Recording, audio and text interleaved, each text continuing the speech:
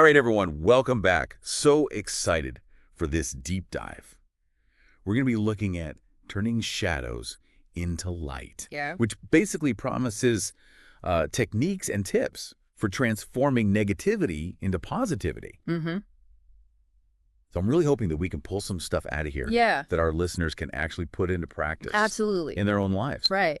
I mean, everyone deals with negative thoughts. It's just part of being human. It is. And this book really kind of leans into that. It doesn't pretend like, Right. negative thoughts don't exist, but it's more about like how to kind of reframe and look at things differently. Absolutely. So how about we jump right into that, this idea of reframing negative thoughts? Yeah. Because I think that's something that a lot of people struggle with. Like, let's say you're Yeah. faced with a really challenging project at work. Right. And that voice in your head is like, oh, I'm going to totally mess this up. Right. How do you even begin to approach Yeah. reframing that? Well, I think that the first step is to really challenge that thought. Like instead of just saying, I'm going to mess this up, ask yourself, well, what evidence do I have for that? Is this really, based on anything concrete, or am I just, kind of catastrophizing? Right. And most often I think it is just like a fear-based reaction. So once you've kind of challenged that thought, then you can start to think about reframing it. So instead of I'm going to mess this up, maybe it's, okay, this is a chance for me to learn something new. Even if I make mistakes, it's okay. I can figure things out. So it's about kind of shifting that perspective from a place of fear to a place of like Growth. and possibility. Yeah. Which actually reminds me of another point that this book talks about, which is gratitude. Yes. And I'm always curious about this. Like it seems so simple, right? Just being grateful for what you have. Right. But why is gratitude such a powerful tool for shifting to a more positive mindset? Well, I think gratitude really helps to shift your focus from what you lack to what you have. Instead of always focusing on what's missing, you're taking the time to appreciate what's already present in your life. Right. And it's not just about keeping a gratitude journal, although that's a great practice. It's really about like noticing and savoring those small moments throughout your day, like maybe it's enjoying a really good cup of coffee in the morning, or, appreciating a beautiful sunset, or even just a kind gesture from a friend or a stranger. Like those little moments can really add up and make a big difference in your overall well-being. Yeah. And it's almost like training your brain to actually look for those things. Absolutely, yeah. To seek out. Or seek out the positive instead of just letting the negative kind of, dominate your thoughts. Exactly. And speaking of taking action, this guide also talks a lot about moving from this problem-focused mindset Yes. to a more solution-oriented one. Right. How do we go about making that shift? Because I know Sure. sometimes I can get really bogged down in like what's going wrong. Oh, absolutely. Yeah. And I forget to even think about like, okay, well, Yeah. what are the possible solutions here? Right. And I think that's such a common tendency, to just kind of like get stuck in the problem. But this guide is all about, saying, okay, what can I do about this? So instead of dwelling on what's wrong, you're shifting your energy towards finding solutions. Mm-hmm. So, for example, let's say you're having a conflict with a coworker. You're right. Instead of just stewing in that frustration, take a step back and ask yourself, okay, well, what are some potential solutions here? Yeah. Could I have a conversation with this person? Are there any compromises that we could explore? Is there, somebody else that we could bring in to help mediate this situation? Mm-hmm. Just really thinking about what you can actively do to improve the situation. Yeah, because sometimes you just need to change that perspective, and then all of a sudden, solutions start to appear Right. that you didn't even realize were there before. Exactly. And you know what? Sometimes we need a little help with that. We need other people to kind of bounce ideas off of. Yeah. And that actually leads me to another point in this guide, which is the role of social circles Yes. in shaping our mindset. Yeah. And I think this is so important because it's not always just about, what we're doing individually. It's about who we're surrounding ourselves with. It is. So talk to me about that a little bit. Yeah, I mean, the people we spend time with, they can really have a huge impact on our outlook, right? Like if Yeah. you're constantly surrounded by negative people who are always complaining, Right. that's going to start to wear on you. It's going to make it harder to stay positive yourself.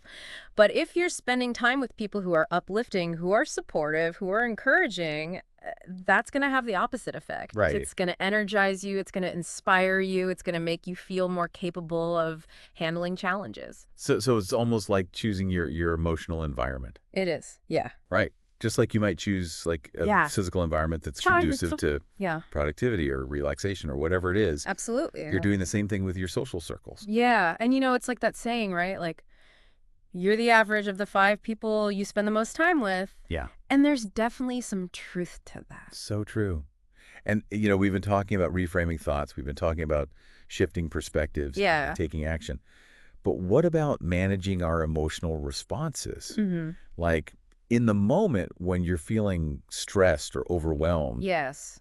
how can we kind of create that space for ourselves Great. to respond more skillfully? Yeah, I think that's where mindfulness comes in, right? Yeah. Like mindfulness is all about paying attention to the present moment Right. without judgment. It's like hitting the pause button on that constant stream of thoughts that's always running through our heads and just, observing our experience without getting swept away by it.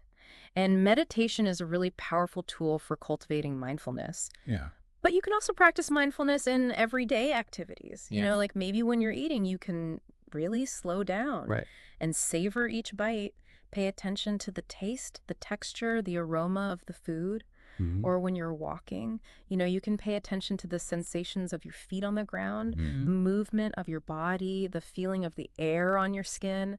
Like any activity can become an opportunity to practice mindfulness. Yeah, and I've dabbled in meditation before, and one thing I've always noticed is just how it seems to kind of quiet that Mhm. inner chatter Yeah, that we all have going on in our heads. it does. And I imagine that's a big part of what makes it so effective I think so. Yeah. for managing those emotional responses. Now, this guide also mentions positive affirmations, Mm, which I have to admit, like in the past, have always seemed a little woo-woo to me. yeah. But I'm open to learning more. So Yeah. how do positive affirmations actually work? Like, what's the science behind them? Yeah, well, positive affirmations are basically these positive statements that you repeat to yourself. Like, Right. I am capable, or I am worthy of love, or I am strong and resilient. And they might seem simple, Mm-hmm. but they can actually have a really profound impact on your subconscious mind.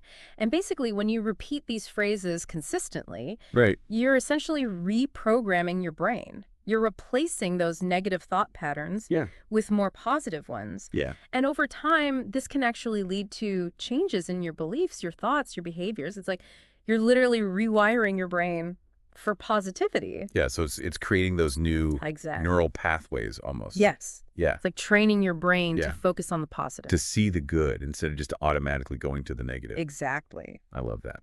Okay, shifting gears a bit. And why is that so important? Well, I think celebrating small wins, no matter how seemingly insignificant, it really helps to build momentum and it reinforces those positive behaviors, right? So it's like you're giving yourself a pat on the back Mm-hmm. for making progress, which boosts your confidence, Yeah. your motivation. It keeps you going. It's like, if you're trying to lose weight and you lose, 1 or 2 pounds, Right. that's a small win, but it's still a win and it deserves to be celebrated. And that celebration, that positive reinforcement, it's going to make you more likely to stick with your healthy habits Right. and reach your ultimate goal. Yeah, so it's almost like those small victories Yeah, are what pave the way for the bigger achievements. absolutely. Like building that staircase Yeah, one step at a time. Now, yeah, let's be real. Setbacks are inevitable in life. they are. Yeah. So how can we reframe those setbacks Hmm. as something positive? How can we use them Yeah. to our advantage? I think it's all about adopting a growth mindset, right? Right. Like viewing setbacks as opportunities for learning and growth. So instead of getting discouraged by a failure, ask yourself, okay, what can I learn from this experience? How Yeah. can I approach this differently next time?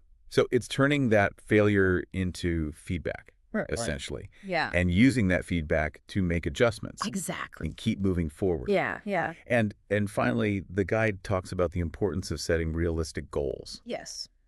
And I know this might seem obvious, but why is that so crucial for cultivating positivity? Well, I think setting realistic goals, it allows you to actually experience a sense of accomplishment, Right. which fuels your motivation and it keeps you moving forward. You know, if Yeah. you set these really ambitious, lofty goals that are just completely unattainable, Yeah. you're setting yourself up for disappointment, right? Right. But if you start with small, achievable goals and you gradually work your way up to bigger aspirations, you're creating this positive feedback loop where every time you achieve a goal, it boosts your confidence, it motivates you to keep going. Yeah, it's like, if you're trying to climb a mountain, don't focus on getting to the summit right away. Right? Like focus on Yeah. taking that next step and Exactly. then the next step, and eventually you get there. You will, yeah. So for anyone listening who's looking to transform that negativity Yeah. into positivity, remember to cultivate gratitude, Yes. reframe your thoughts, celebrate those small wins, Mm. and embrace those setbacks as learning opportunities. Yeah. And as you embark on this journey, Right. I'd love to leave you with one question to ponder. Mm. What's one small, positive action Mm. you can take today to shift your perspective Yes. and move towards a brighter outlook? That's a great question. You've got this.